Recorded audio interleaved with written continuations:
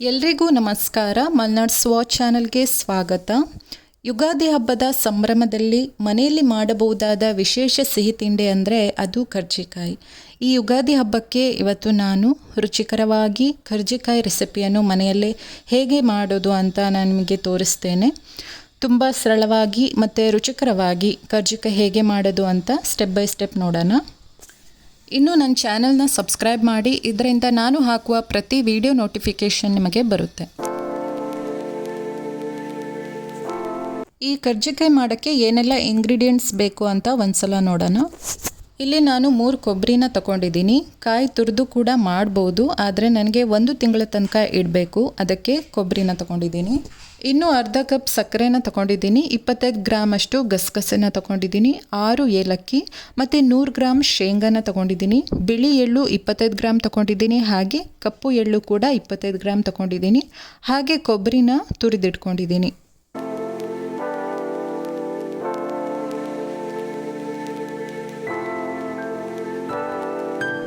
ಈಗ ಫಸ್ಟ್ ಹಿಟ್ಟನ್ನು ಕಲಿಸ್ಕೊಂಡ್ಬಿಡೋಣ. 1.5 ಕಪ್ಪು ಇಲ್ಲಿ ಮೈದಾ ಹಿಟ್ಟನ್ನು ಹಾಕೊಳ್ತಾ ಇದ್ದೀನಿ. ಇದಕ್ಕೆ 50 ಗ್ರಾಮ್ ಅಷ್ಟು ಚಿರೋಟಿ ರವೆನ ಹಾಕ್ತಾ ಇದ್ದೀನಿ. ಈ ರವೆ ಹಾಕೋದ್ರಿಂದ ತುಂಬ ಕ್ರಿಸ್ಪಿಯಾಗಿ ಆಗುತ್ತೆ. ಹಾಗೆ 1/4 ಸ್ಪೂನ್ ಅಷ್ಟು ಉಪ್ಪು ಹಾಕ್ಕೊಳ್ತಾ ಇದ್ದೀನಿ. ಒಂದು ಸಲ ಚೆನ್ನಾಗಿ ಮಿಕ್ಸ್ ಮಾಡೋಣ. ಈ ರವೆ ಹಿಟ್ಟು ಒಂದಕ್ಕೊಂದು ಎಲ್ಲ ಕಡೆ ಮಿಕ್ಸ್ ಆಗಬೇಕು. ಹಾಗೆ 2 ನಿಮಿಷ ಮಿಕ್ಸ್ ಮಾಡ್ಕೊಳ್ಳೋಣ.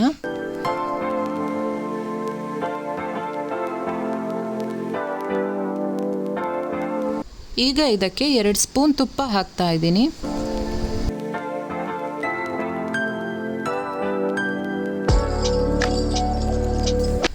ಇವಾಗ ನೀರು ಹಾಕೋ ಮುಂಚೆ ಒಂದು ಸಲ ಮಿಕ್ಸ್ ಮಾಡ್ಕೊಳ್ಳೋಣ.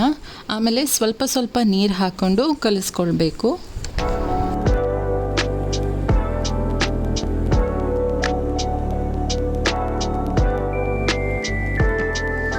ತುಂಬ ಚೆನ್ನಾಗಿ ಹಿಟ್ಟನ್ನು ಕಲಿಸ್ಕೊಂಡು ಸ್ಮೂತ್ ಮಾಡ್ಕೊಳ್ಬೇಕು. ಎಷ್ಟು ಕಲಿಸ್ಕೊಳ್ತೀವೋ ಅಷ್ಟು ಹಿಟ್ಟು ಸ್ಮೂತ್ ಆಗುತ್ತೆ. ಇವಾಗ ಹಿಟ್ಟು ರೆಡಿಯಾಗಿದೆ, ತುಂಬ ಸ್ಮೂತ್ ಆಗಿದೆ. ನೀವು ಇಲ್ಲಿ ನೋಡ್ಬೋದು, ಒಂದು ಬೆಟ್ಟನ ಇಟ್ಟು ನೋಡಿದರೆ ಗೊತ್ತಾಗುತ್ತೆ ಸ್ಮೂತ್ ಆಗಿರೋದು. ಇವಾಗ ಹೂರಣ ರೆಡಿ ಮಾಡ್ಕೊಳ್ಳೋಣ. ಬಿಳಿ ಎಳ್ಳು ಹುರಿದ್ಕೊಳ್ಳೋಣ. ಮೊದಲಿಗೆ ಲೋ ಫ್ಲೇಮ್ನಲ್ಲಿ 1-2 ನಿಮಿಷ ಹುರಿದ್ಕೊಂಡ್ರೆ ಸಾಕು. ಹುರಿದ್ಕೊಂಡಿದ್ದೆಲ್ಲ ಒಂದು ಪ್ಲೇಟ್ಗೆ ಹಾಕಿಕೊಳ್ತಾ ಇದ್ದೀನಿ.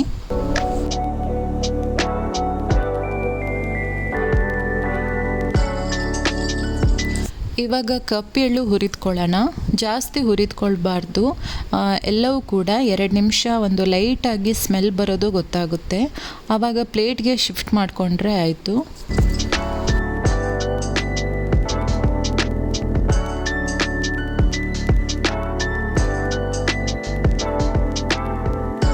ಇವಾಗ ಗಸಗಸನ ಹಾಕಿಕೊಳ್ತಾ ಇದ್ದೀನಿ.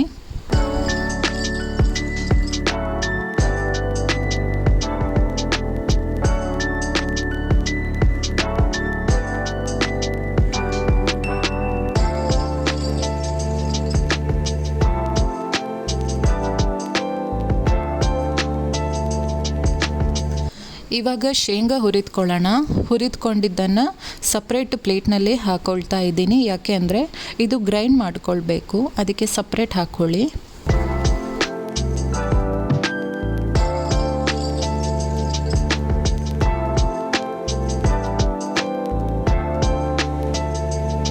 ಇವಾಗ ತುರಿದಂಥ ಕೊಬ್ಬರಿನ ಹಾಕ್ತಾ ಇದ್ದೀನಿ. ಕೊಬ್ಬರಿ ಸ್ವಲ್ಪ ಕಂದು ಬಣ್ಣ ಬರೋ ತನಕ ಹುರಿದ್ಕೊಳ್ಬೇಕು.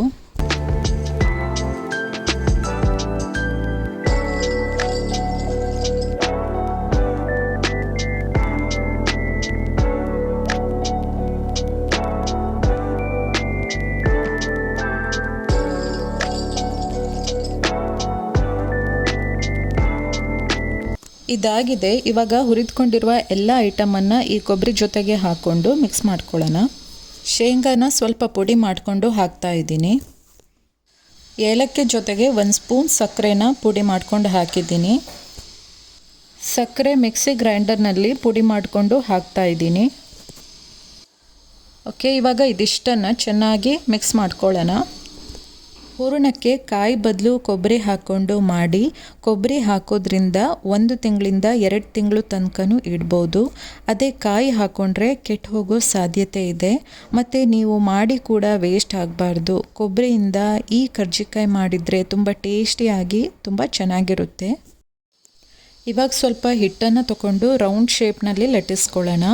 ಪೂರಿಗೆಲ್ಲ ಲಟ್ಟಿಸ್ಕೊಳ್ತೀವಿ ಅಲ್ವಾ, ಹಾಗೆ ಅಷ್ಟೇ ಸೈಜ್ನಲ್ಲಿ ಲಟ್ಟಿಸ್ಕೊಳ್ಬೇಕು.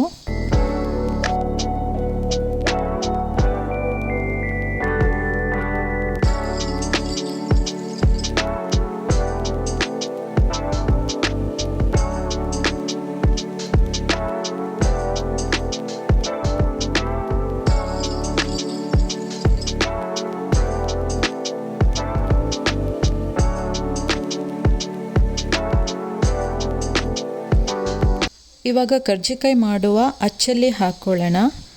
ಹಾಗೆ 1 ಸ್ಪೂನ್ ಹೂರಣನ ಹಾಕ್ಕೊಳ್ತಾ ಇದ್ದೀನಿ.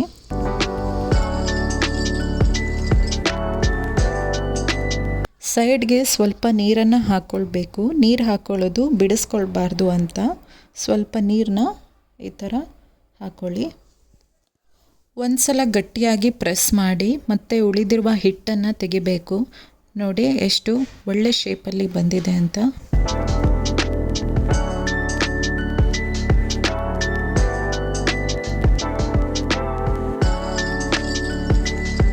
ಎಲ್ಲವನ್ನ ಅದೇ ಥರ ಮಾಡಿ ಒಂದು ಪ್ಲೇಟ್ನಲ್ಲಿ ಹಾಕಿಟ್ಟಿದ್ದೀನಿ.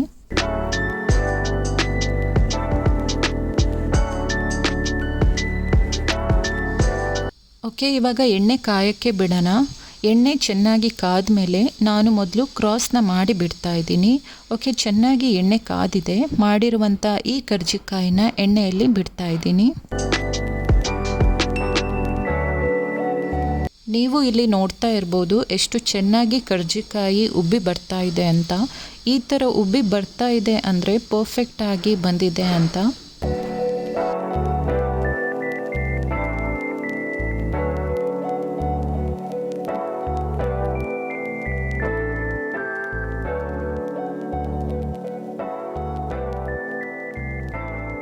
ಇವಾಗ ಒಂದೊಂದಾಗಿ ತಿರುಗಿಸೋಣ. ಕಂದು ಬಣ್ಣಕ್ಕೆ ಬರಬೇಕು, ಅಲ್ಲಿ ತನಕ ಹುರಿದ್ಕೊಳ್ಬೇಕು. ಈ ಕರ್ಜಿಕಾಯಿ ಯುಗಾದಿಗೆ ಮಾತ್ರ ಅಲ್ಲ, ಯಾವುದೇ ಹಬ್ಬಕ್ಕೆ ಬೇಕಾದರೂ ಈ ಸುಲಭ ರೀತಿಯಲ್ಲಿ ಮಾಡ್ಕೊಳ್ಬೋದು. ಫ್ರೆಂಡ್ಸ್, ನೀವು ಕೂಡ ಈ ರೆಸಿಪಿನ ಯಾವುದೇ ಹಬ್ಬದಲ್ಲಿ ಮಾಡಿ ಹೇಗಾಗಿದೆ ಅಂತ ನನಗೆ ಕಮೆಂಟ್ನ ಮೂಲಕ ತಿಳಿಸಿ.